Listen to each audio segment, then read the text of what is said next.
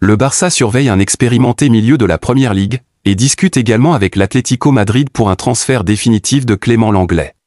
Le FC Barcelone est très attentif à la situation contractuelle d'un milieu de terrain d'Arsenal qui pourrait arriver gratuitement pendant l'été prochain. Le FC Barcelone planifie déjà le mercato prochain. Ainsi, la direction sportive regarde sur le marché, à la recherche des opportunités. Thomas Partey, 32 ans, le milieu de terrain ghanéen d'Arsenal, se trouve dans une situation contractuelle complexe pour le club anglais. Arrivé à Londres en 2020, il a signé un contrat de plusieurs années qui court jusqu'en 2025. Cependant, n'ayant pas encore prolongé son engagement avec les Gunners, il est probable qu'il quitte le club à l'échéance de son contrat, à moins d'un retournement de situation.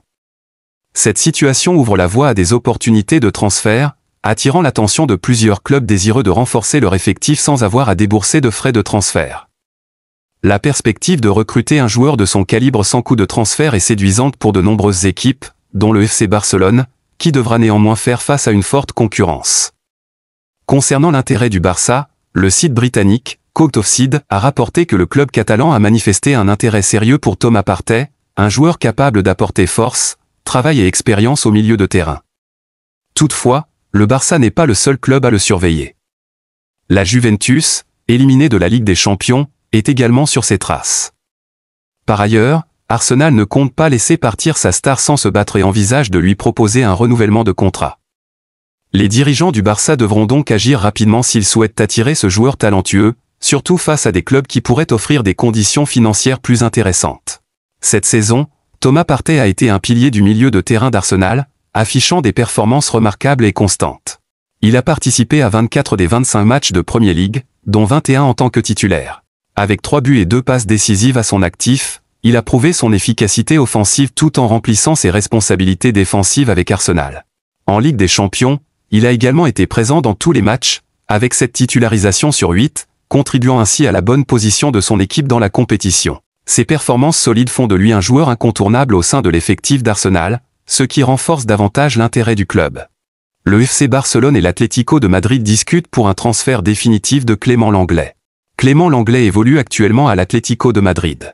Le Français est prêté par le FC Barcelone et l'ancien joueur de Tottenham a disputé 20 matchs cette saison avec les Colchoneros. Alors que Clément Lenglet réalise une saison convaincante avec l'Atlético de Madrid, les Colchoneros auraient pris une décision forte, celle de recruter définitivement le joueur actuellement prêté par le FC Barcelone. Si Clément Lenglet avait eu du mal à faire l'unanimité ces dernières saisons, en club comme en sélection nationale, le Français a retrouvé un niveau convaincant dans la capitale espagnole lors de cet exercice 2024-2025. Auteur de 20 matchs avec l'Atlético de Madrid toutes compétitions confondues, l'ancien joueur de l'AS Nancy-Lorraine semble avoir séduit les dirigeants colchoneros. En effet, Sport révèle que le board madrilène souhaiterait recruter définitivement le joueur prêté actuellement par le FC Barcelone. Mais il faudra pour cela trouver un accord entre les deux clubs, puisque le média espagnol ajoute que les Blaugrana attendent 10 millions d'euros pour la vente de leur défenseur central, l'Atlético de Madrid ne serait pas enclin à aligner une telle somme. Clément Lenglet et l'Atlético de Madrid peuvent rêver de plusieurs titres cette saison. Si la saison se passe bien pour Clément Lenglet, c'est également parce qu'elle se passe bien pour son club. L'Atlético de Madrid lutte en effet toujours pour le titre. 3e de Liga, les Colchoneros n'ont qu'un petit point de retard sur le FC Barcelone et le Real Madrid. Les hommes de Diego Simeone sont également toujours engagés en Ligue des Champions, mais également en Coupe du Roi, où les coéquipiers d'Antoine Griezmann retrouveront par ailleurs en demi-finale le FC Barcelone. Le petit clin d'œil de Lamine Yamal à N'Golo Kanté. Au cours d'un long entretien accordé à Mundo Deportivo cette semaine, Lamine Yamal s'est prêté au jeu des goûts et des couleurs. Le prodige du Barça a notamment été invité à construire le joueur parfait, selon sa sensibilité, en piochant dans les caractéristiques des joueurs actuels. S'il a surtout opté pour des joueurs du Barça, à l'image de Rafinha pour la vitesse, Pedri pour l'intelligence de jeu, Lewandowski pour la frappe ou encore Ferran Torres pour la mentalité, Yamal a aussi désigné Savino pour le dribble, et N'Golo Kanté pour la puissance. Le Français est reconnu par ses pairs, même dans la nouvelle génération. Véritable artisan de la Coupe du Monde 2018 remportée par la France, N'Golo Kanté évolue aujourd'hui du côté de l'Arabie Saoudite avec son compatriote Benzema, avec qui il fait les beaux jours de ce championnat. Ter Stegen de retour à l'entraînement. Le gardien du FC Barcelone, Marc-André Ter Stegen, a repris l'entraînement et a déjà commencé à travailler avec le ballon.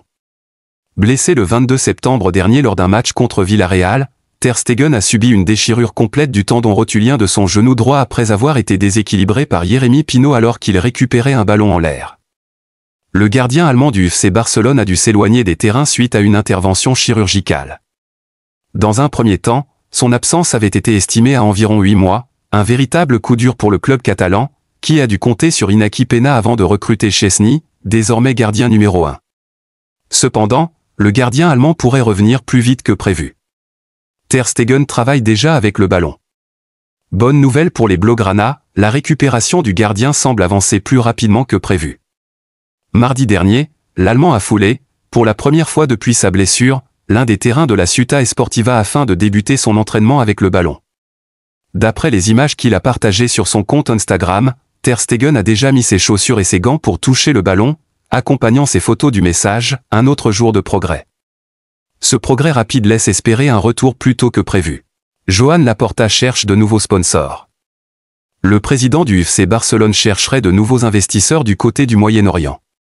Après une fin d'année 2024 assez compliquée, notamment en championnat, le Barça a récupéré ce week-end la première place du classement de Liga, avec le même nombre de points que le Real Madrid.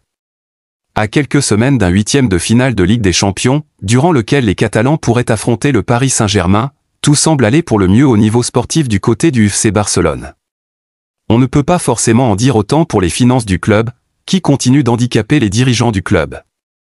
Pour éviter un nouveau feuilleton Dani Olmo, qui n'était pas inscrit sur les listes du championnat espagnol car le club ne respectait pas les conditions du fair play financier, le président du club, Joan Laporta, serait prêt à vendre le reste des places VIP du Camp Nou qu'il reste. 100 millions d'euros devraient déjà être récupérés grâce à cela, mais recherche également des sources de revenus diverses, notamment de sponsoring. Le dirigeant s'est rendu au Moyen-Orient pour trouver de nouveaux investisseurs, selon le média espagnol Marca. La réponse cache d'allant concernant son avenir. Le Real Madrid a mis la main sur Kylian Mbappé l'été dernier et s'est bâti une équipe de jeunes stars avec Jude Bellingham, Rodrigo et Vinicius Junior notamment. Le prochain galactique sera Erling Haaland. Le principal intéressé a été interrogé sur cette éventualité à Madrid mercredi soir, sa réponse est éloquente. Samedi dernier, Erling Haaland inquiétait Pep Guardiola. Touché au genou, il resta au sol avant d'être immédiatement remplacé à 4 jours du choc contre le Real Madrid au Santiago Bernabéu. Pendant ce 16e de finale retour perdu face à la Casablanca, 3-1, le serial buteur des Skiblus est resté sur le banc pour l'intégralité de la rencontre. Haaland snob un journaliste l'interrogeant sur le Real Madrid en passant par la zone mixte, Erling Haaland a été invité à s'exprimer sur un potentiel désir personnel de jouer au Real Madrid à l'avenir. Votre avenir s'écrit-il ici? Le Norvégien n'a adressé ni regard ni réponse au journaliste en question. Pour rappel, Haaland a prolongé son contrat jusqu'en 2034 en début d'année du côté de Manchester City. Nous nous relèverons ensemble. Sur son compte X ce jeudi, Erling Haaland a publié un message fort sur son engagement envers Manchester City et ses supporters. Nous restons unis, il faut parfois en faire l'expérience dans la vie et en tirer des leçons, on ne peut pas toujours gagner. Nous nous relèverons ensemble.